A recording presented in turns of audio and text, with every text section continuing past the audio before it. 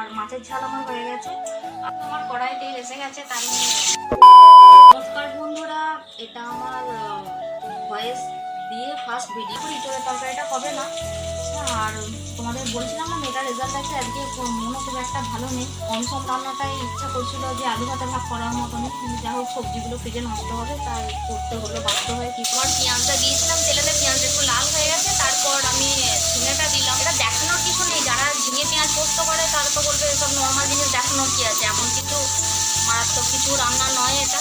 আমাদের বারবার বলি জায়গাটা সত্যিই খুব সহজ। দেখো ভাতও এইদিকে আমার হয়ে এসেছে, এটাও হয়ে এসেছে।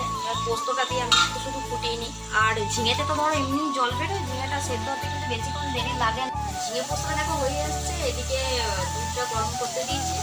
আর এই মাছটা রাখা আছে তোমার এই এক পিস মাছেরই আমার টক হবে, কারণ আমার শ্বশুরমশাই ঝাল খান না, টকটাই বেশি ফেভার করে, তাই টকে আমাকে করতে হবে। তোমাদেরকে তো বললাম দেখো পটলটা নুন হলুদ মাখিয়ে রাখা আছে, পটল এখনো ভাজা হয়নি।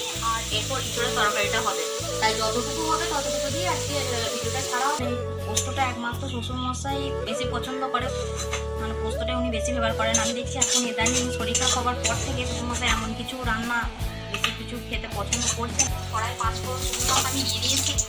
হ্যাঁ, মাছটাকে একটু সামান্য মানে মাছটা ভাজা ভেজে রাখা ছিল।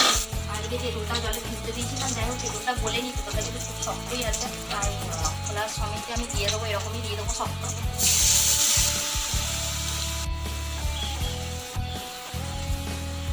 এক পিস মাছের টক তো এমন কিছু দেরি। আর মাছটা তো আমার ভাজাই ছিল। আর আমাদের কি বলতো, গুড়ের টকটা কিন্তু খায় না, আমাদের কিন্তু চিনি দিয়ে টকটাই খায়। বলে গুড় আর চিনি তো দামের এমন কিছু তফাৎ তো হয় না, হবে 2-3 টাকা এদিক ওদিক, তাই মানে গুড়ের থেকে নাকি চিনির টকটা নাকি বেশি টেস্ট হয়।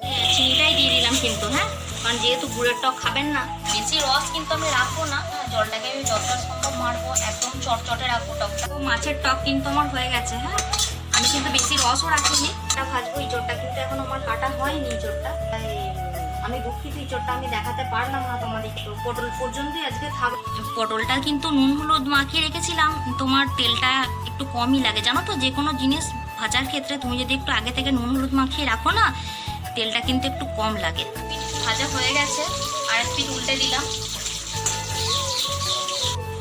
আমার ভিডিওটা ভালো লাগলে তোমরা লাইক করো, কমেন্ট করো, শেয়ার করো, আর সর্বোপরি সাবস্ক্রাইব করতে ভুলো না। খুব তাড়াতাড়ি যেন 500টা হয়ে যায়, আজকেই যেন 500টা হয়ে যায়। পটল ভাজা কিন্তু আমার এদিকে কমপ্লিট। দেখো কতটা তেল বাঁচলো, দেখো